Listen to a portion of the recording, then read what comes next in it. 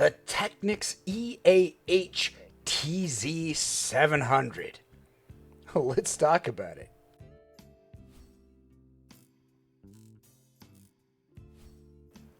That name is a mouthful, but this is a 10mm dynamic driver, $1,200 IEM. It's one of those IEMs I haven't heard a lot of, and it's been out since about 2020.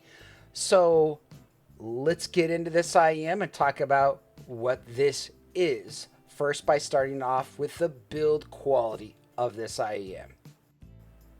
Okay, as we look at the size of this, this is a bullet-sized IEM, and it is very tiny. This is almost comical trying to show this to you because I'm not really sure what to look like. But we can kind of get a comparison and kind of a flow of how small this IEM really is. Now, it has a reasonably sized nozzle. It is kind of interesting to get this to fit. There is kind of an edge on this, and so the edge actually kind of comes in and rests on your ear. So it fits actually a lot better than most bullets that I've found due to this kind of edge you'll see here on the left. It's a very nice metallic feel. It is an MMCX, which is very common with IEMs that are bullet style, and so you can't wrap it around your ear. So there are some good and bad things about this, and the fit is just okay for me, but it's not terrible. This is good for a bullet.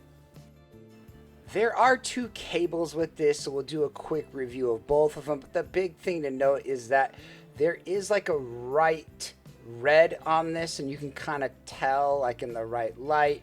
Yeah, there you go.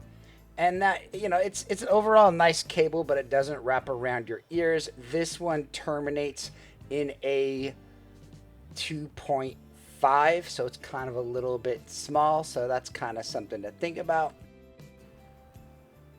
This is the cable that I ended up using. It's the 3.5. It's a fine cable. It's not very easily to manage.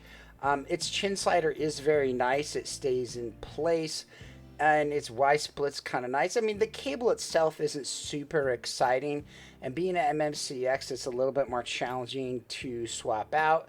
But I mean, it's nice, it's premium, it's not bad feeling. You feel like there's good build quality and it looks nice. And so it is a quality product that is MMCX and technically swappable if you can find another MMCX cable that you like. These ear tips, I actually used them on this one. They are really nice and really premium feeling ear tips. I like them a great deal. I have no problems with them. There's a wide selection of ear tips you can see here. The case is kind of interesting, and I'll say that because you can kind of keep your IEMs or earbuds in here, and it's sort of an interesting way to do it, but it doesn't super functional. Let's go ahead and put these in here, and now that we look at this, you can tell like the cable's kind of hard to fit in on this, which isn't necessarily great, but it's, you know, it works. This is a nice little interesting style case. So how do these sound? Pretty darn good. That you'd expect as much for the price being what it is, but they do sound good and they do have a unique fit to them. Again, these are a slightly older style IEM, and you know, they overall have like an L-shaped signature with a little bit of energy around 8 to kind of 11K, and so it can come across a little bit energetic, but it's a fun signature. And let's get into some graphs and then kind of go from there. Let's look at this graph of the Technics TZ700. Now, this is a nice graph, all things considering. It is an L-shaped graph. Now, I'm a little bit concerned about my graph. I did have a little bit of a hard time finding an 8K peak, so we kind of got this 7K peak instead. Like, I just shoved it in there as much as I could, and I pulled it out. We just couldn't get that right peak, so it's possible there's a little bit of difference with my graph just due to that coupling matching, but there was an attempt to do that. Now, you'll notice this is an L-shaped graph. An L-shaped graph means that it has a lot of bass, a little bit of treble, and some interesting things in this mid-treble region.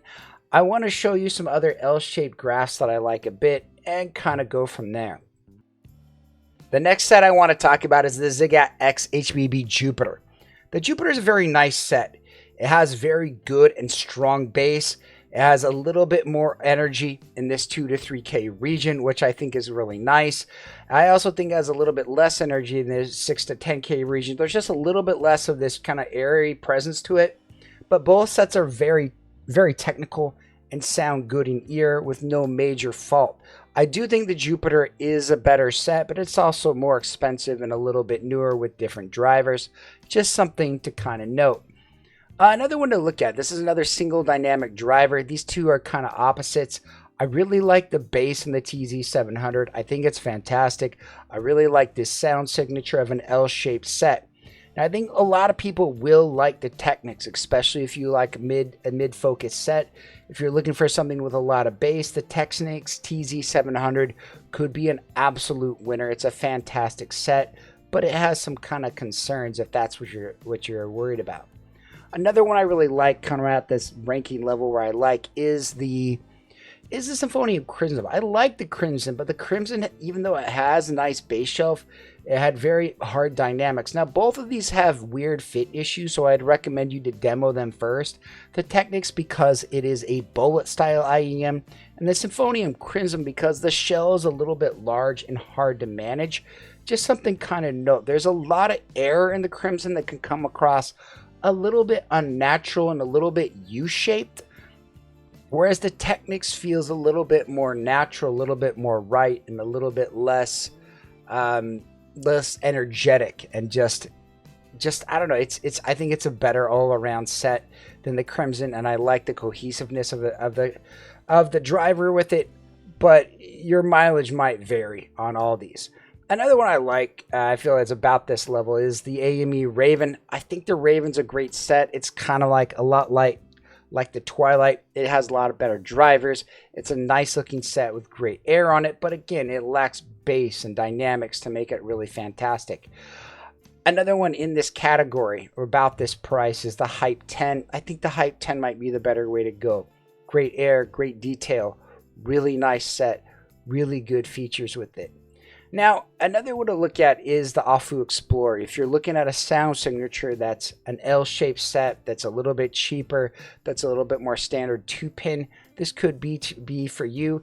I do think that Technics is a more pleasing set overall, but not everybody will. And so I encourage you to try cheaper sets because sometimes the difference is a lot more slight and minor depending on what you want. And the last thing I wanted to show you is I would encourage you to try this EQ with this set. I do feel it is very nice. It does add a little bit of lift here, a little bit less energy in the mid treble, and it does make the bass just a tiny bit more clean, which kind of makes female vocals pop a little bit and your mids feel a little bit more flat. Again, your mileage may vary. You might like the TZ700 flat without EQ, but I do. All right, let's rank this guy up. It has nice bass, it has good mids, pretty good highs. It's overall very detailed and has nice technical feeling to it. Its imaging isn't as pristine as we would want it to be, and vocals feel slightly recessed for what it is. The note weight is really good. Its dynamic driver is doing some great work out there, and it does have a nice open soundstage. Bullet style IEMs, they're pretty great if you need them. If you have smaller ears and you just can't deal with gigantic IEMs, this could be a real winner for you. It's interesting, like the fit on this took me a little bit of time to get dialed in, but when you get this IEM dialed in, it's very nice and very solid. It comes with great accessories and it's just an overall nice IEM for people that are looking at it. Again, it's hard sometimes to talk value or whatever, but I do think this is a very strong, awesome product that gets, I mean, at its price, I think there's maybe other sets that I would recommend, but with my knowledge of bullets being what it is, I think this could be a really good set because I don't know of a lot of bullet style IEMs for people. For me personally, one of my problems is that I do like to be able to take my IEMs off and like kind of sling them over my ears, and with these, this isn't really as much of an option. But again, build quality is there, sonic quality is there. It's a nice IEM, especially if you're interested in it. But at the same time, this is kind of an older product, and it's just kind of something to note. Thanks for watching my video. If you guys have any questions, leave them in the comments below, and I hope you guys have a great day. Bye-bye.